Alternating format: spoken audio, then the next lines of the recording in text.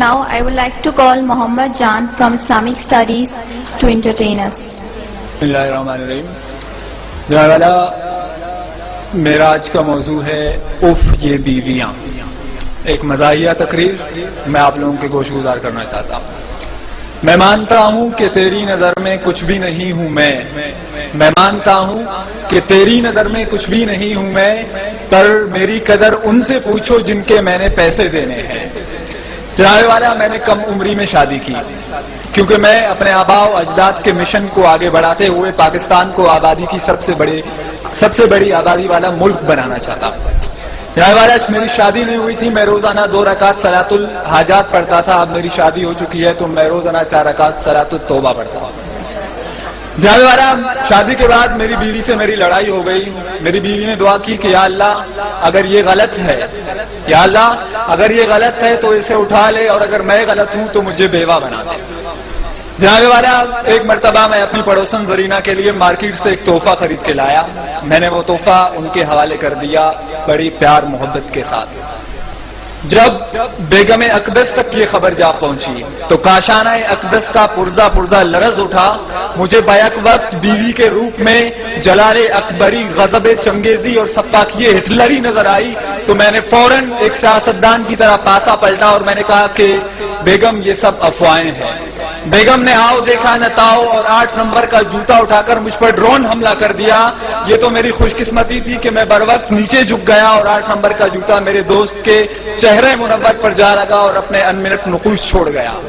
جناب والا میں نے جذباتی انداز میں بولنا شروع کیا کہ بس بیگم بس، بہت ہو چکی، میرے صبر کا پیمانہ لبریز ہو چکا ہے. کہیں ایسا نہ ہو کہ میں مظلوم شوہروں کی ایک فوج تشکیل دے کر علم بغاوت بلند کروں اور ہمارا لشکر جرار تم جیسی نافرمان بیویوں کا قلعہ کما کرنے کے لیے میدان میں اتر آئے. ابھی میں آگے بھی بولنے والا تھا کہ مجھے مجبوراً راہ فرار اختیار کرنا پڑی کیونکہ بیگم امریکہ ایک اور ڈرون کرنے کے لیے 8 نمبر کا جوتا اٹھا چکی تھی. جناب والا میں نے بھی بھاگتے ہوئے یہ تاریخی جملہ دہرایا کہ تم کتنے شوہر مارو گی، ہر گھر سے شوہر نکلے گا. جناب والا بیویوں کی سوچ نہایت چھوٹی ہوتی ہے. سوچ کیا، ان کا دل بھی بہت چھوٹا ہوتا ہے جبکہ شوہروں کا دل بہت بڑا ہوتا ہے. یہ میں بات ویسے نہیں کر رہا، میں اس کا ثبوت بھی پیش کر سکتا ہوں.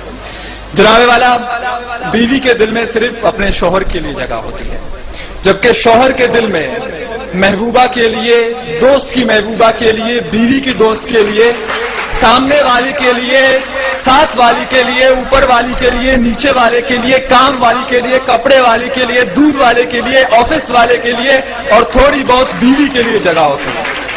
واقعی جناب والا بیوی کا دل بہت چھوٹا ہوتا ہے اور شوہر کا دل بہت بڑا ہوتا ہے. جناب والا وہ پیچھے بیٹھا ہوا میرا دوست مجھے اشارے کر کے کہہ رہا ہے کہ تقریر کرنا چھوڑ دیں.